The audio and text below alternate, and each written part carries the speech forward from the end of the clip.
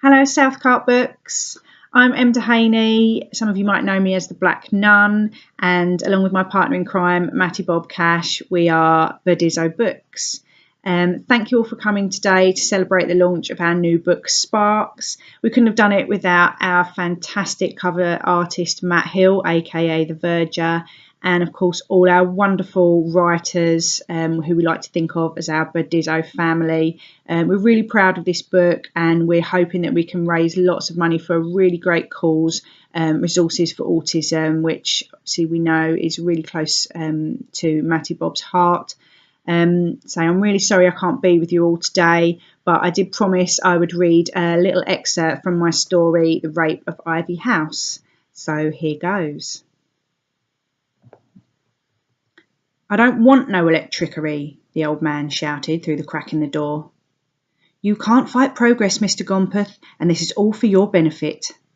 "And I told you I don't want no electricity. Now sling your hook." He slammed the door, and a large branch of ivy dislodged, showering Anita Sparrowhawk with dusty spores.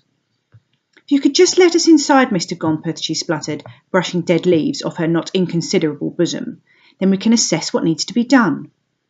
She turned to the two workmen who were eyeing the house with trepidation. "If he won't let us in, we'll just have to find another way."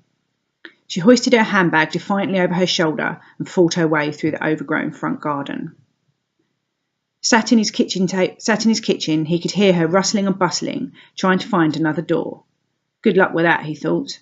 The back door hadn't been opened since the war. His memory got hazy when he tried to remember which one.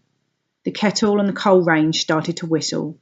Stan Gompeth hoisted himself out of his chair and shuffled over, taking the threadbare linen from the front of the stove to protect his hand. As he was pouring water into his well-seasoned teapot, some would say dirty, he would disagree, Stan heard a muffled shit from the rear of the cottage, and he chuckled to himself. That'd be the coal bunker. Anita Sparrowhawk rubbed her bruised hip and leaned back in her fully adjustable, lumbar-supporting, ergonomic office chair. She had a migraine coming, and when she closed her eyes, the black and white zigzag patterns at the edge of her vision danced and jerked. Pinching the bridge of her nose, she shouted across the open-plan office. "Anyone got any ideas how to get a stubborn old git out of his house long enough so we can get in and do the necessary?" "Has he got any family?" someone called back. "No, he was married once. She died." Perfect. Stan Gompeth turned up the wick of his handheld oil lamp and stared into the eyes of the only woman he ever loved. His Mary, his golden morning, his pretty petal. He didn't come up to see her as often as he used to. He found it hard to get around now his knees were shot. His joints screamed in pain, his legs were bandy and bent. But today he climbed those stairs. He needed to see her, to talk to her like he used to. "I'm keeping my promise, Petal." She didn't answer. She never answered. Her mouth was a thin grey slash. "They're trying to get in, but I won't let them. It's just us here, eh, Petal? We don't need anyone else." Silence. "And we don't need no electricity, right?"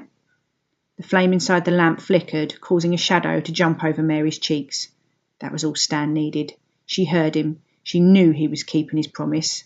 A promise he had made before her light snuffed out forever. The following week, Anita Sparrowhawk trotted up the path to Ivy House, using a lever arch folder like a machete, slashing away at the overgrown grass and weeds.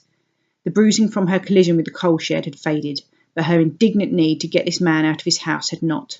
Why won't these silly old fools just let me do what's best for them? "Mr. Gompeth, Mr. Gompeth, I really wish you would open the door. I just want a little talk. No harm in a chat, She was not taking no for an answer today, and continued to bang her fist on the door. Her wide-brimmed summer hat had gathered some strange looks from the neighbours, but it now protected her from the shower of dead leaves and wasp carcasses that fell as she hammered on the wood. Eventually the door shuddered open, and a pair of eyes magnified behind thick glasses peered out. "You again? I told you." "And I told you, Mr. Gompeth, this is for your own good." Two thick-necked thugs in white uniforms appeared from behind her and barged their way into the house, almost pushing Stan to the floor. A muscular arm scooped him up, and two hands gripped his shoulders. He attempted to twist out of their hold, but the hands clamped down so hard he thought his collarbone might snap. "Don't try to fight, Mr. Gompeth. You'll only make it worse. I have a court order here allowing me to enter your home and assess your health and well-being." These two gentlemen are fully qualified carers, and they will sit with you while I take a tour of the premises and complete a 21-point checklist of health and safety requirements before the workmen can move in. Anita took a cursory glance around the dim kitchen. Of course, you won't be able to live here while the renovations are being completed. But this is my house. It's always been my house. I was born here and I'll die here. The bouncer in ill-fitting whites who held down in his chair glared down at him. The message was clear. That can be arranged.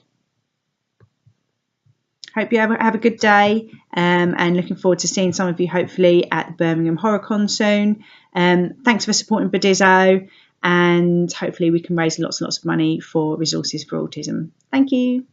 Bye.